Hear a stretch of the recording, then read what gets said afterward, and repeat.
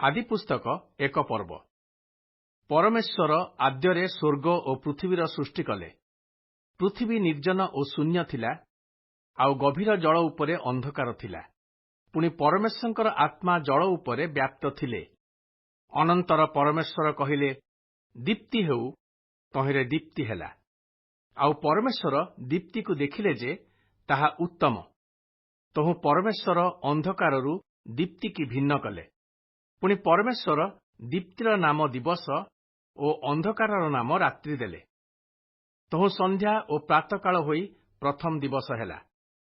ଅନନ୍ତର ପରମେଶ୍ୱର କହିଲେ, ଜଳ ମଧ୍ୟରେ ଶୂନ୍ୟ ଜାତ ହୋଇ ଜଳକୁ ଦୁଇ ଭାଗରେ ଭିନ୍ନ କରୁ।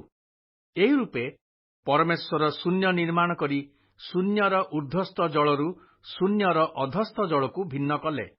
ତହିଁରେ ସେହି ରୂପ ହେଲା। ଆଉ ପରମେଶ୍ୱର ସେହି ଶୂନ୍ୟର ନାମ ଆକାଶମଣ୍ଡଳ ଦେଲେ। ପୁଣି ସନ୍ଧ୍ୟା ଓ ପ୍ରାତଃକାଳ ହୋଇ ଦ୍ୱିତୀୟ ଦିବସ ହେଲା। ଅନନ୍ତର ପରମେଶ୍ୱର କହିଲେ, ଆକାଶମଣ୍ଡଳର ଅଧସ୍ଥ ସମଗ୍ର ଜଳ ଏକ ସ୍ଥାନରେ ସଂଗୃହୀତ ହେଉ ଓ ସ୍ଥଳ ପ୍ରକାଶ ହେଉ। ତହିଁରେ ସେହି ରୂପ ହେଲା। ପୁଣି ପରମେଶ୍ୱର ସ୍ଥଳର ନାମ ପୃଥିବୀ ଓ ଜଳରାଶିର ନାମ ସମୁଦ୍ର ଦେଲେ। ଆଉ ପରମେଶ୍ୱର ତାହା ଉତ୍ତମ ଦେଖିଲେ।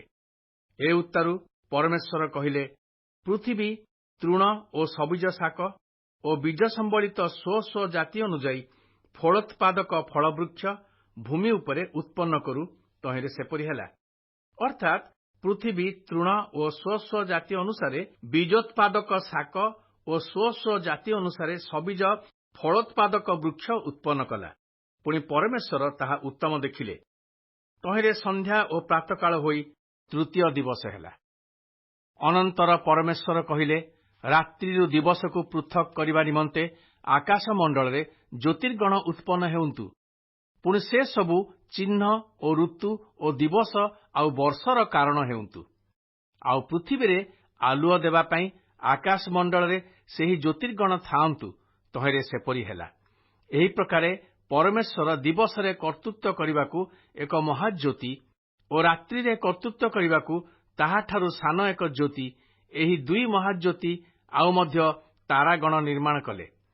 ତହୁଁ ପୃଥିବୀରେ ଦୀପ୍ତି ଦେବା ପାଇଁ ଓ ଦିବା ଓ ରାତ୍ରି ଉପରେ କର୍ତ୍ତୃତ୍ୱ କରିବା ପାଇଁ, ଆଉ ଦୀପ୍ତିକି ଅନ୍ଧକାରରୁ ପୃଥକ୍ କରିବା ପାଇଁ ପରମେଶ୍ୱର ଆକାଶମଣ୍ଡଳରେ ସେହି ଜ୍ୟୋତିର୍ଗଣ ସ୍ଥାପନ କଲେ। ଆଉ ପରମେଶ୍ୱର ଏହି ସମସ୍ତ ଉତ୍ତମ ଦେଖିଲେ। ତହିଁରେ ସନ୍ଧ୍ୟା ଓ ପ୍ରାତଃକାଳ ହୋଇ ଚତୁର୍ଥ ଦିବସ ହେଲା। ଏଥିଉତ୍ତାରୁ ପରମେଶ୍ୱର କହିଲେ, ଜଳ ବହୁଳ ରୂପେ ଜଙ୍ଗମ ପ୍ରାଣୀ ବର୍ଗରେ ପ୍ରାଣୀମୟ ହେଉ ଓ ପୃଥିବୀର ଉପରିସ୍ଥ ଆକାଶମଣ୍ଡଳରେ ପକ୍ଷୀଗଣ ଉଡ଼ନ୍ତୁ। ଆଉ ପରମେଶ୍ୱର ବୃହତ୍ ତିମିଙ୍ଗଳ ପ୍ରଭୃତି ଓ ସ୍ୱ ଜାତି ଅନୁସାରେ ବହୁଳ ରୂପେ ଜଳଜ ଜଙ୍ଗମ ପ୍ରାଣୀବର୍ଗ ଓ ସ୍ୱ ଜାତି ଅନୁସାରେ ପକ୍ଷୀଗଣର ସୃଷ୍ଟି କଲେ। ପରମେଶ୍ୱର ଏହି ସମସ୍ତ ଉତ୍ତମ ଦେଖିଲେ। ପୁଣି ପରମେଶ୍ୱର ସେମାନଙ୍କୁ ଆଶୀର୍ବାଦ କରି କହିଲେ, ପ୍ରଜାବନ୍ତ ଓ ବହୁବଂଶ ହୋଇ ସମୁଦ୍ରର ଜଳ ପରିପୂର୍ଣ୍ଣ କର। ଆଉ ପୃଥିବୀରେ ପକ୍ଷୀଗଣ ବହୁ ସଂଖ୍ୟକ ହେଉନ୍ତୁ। ତହିଁରେ ସନ୍ଧ୍ୟା ଓ ପ୍ରାତଃକାଳ ହୋଇ ପଞ୍ଚମ ଦିବସ ହେଲା। ଅନନ୍ତର ପରମେଶ୍ୱର କହିଲେ, ପୃଥିବୀରେ ସ୍ୱ ଜାତି ଅନୁସାରେ ପ୍ରାଣୀବର୍ଗ ଅର୍ଥାତ୍ ଗ୍ରାମ୍ୟ ପଶୁ ଓ ଉରଗାମୀ ଜନ୍ତୁ ଓ ସ୍ୱ ଜାତି ଅନୁସାରେ ପୃଥିବୀର ବନ୍ୟ ପଶୁଗଣ ଉତ୍ପନ୍ନ ହେଉନ୍ତୁ। ତହିଁରେ ସେପରି ହେଲା।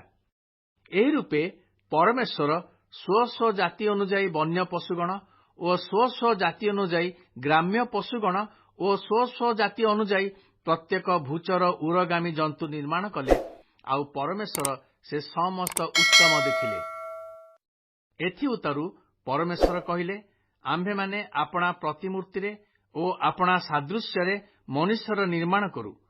ସେମାନେ ଜଳଚର ମତ୍ସ୍ୟଗଣ ଓ ଖେଚର ପକ୍ଷୀଗଣ ଓ ପଶୁଗଣ ଓ ସମସ୍ତ ପୃଥିବୀ ଓ ଭୂମିରେ ଗମନଶୀଳ ସବୁ ଉରଗାମୀ ଜନ୍ତୁ ଉପରେ କର୍ତ୍ତୃତ୍ୱ କରିବେ।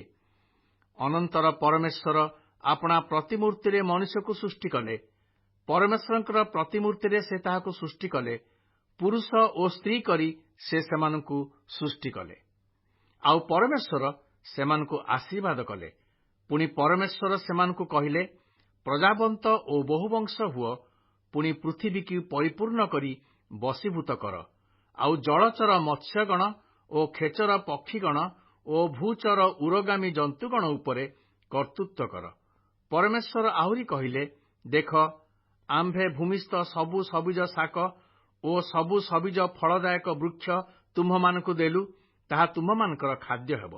पुणी पृथिवीस्थ समस्त पशु ओ खेचर पक्षी ओ भूचर उरोगामी जंतु एई समस्त प्राणीकर भक्ष्य निमंते आम्भे सबु हरित शाक देलु, तहिरे सेपरि हेला। परमेश्वर आपणा निर्मित प्रत्येक वस्तु प्रति दृष्टि कले, आउ देख समस्त अत्युत्तम, तहिरे संध्या ओ प्रातःकाल होई षष्ठ दिवस हेला।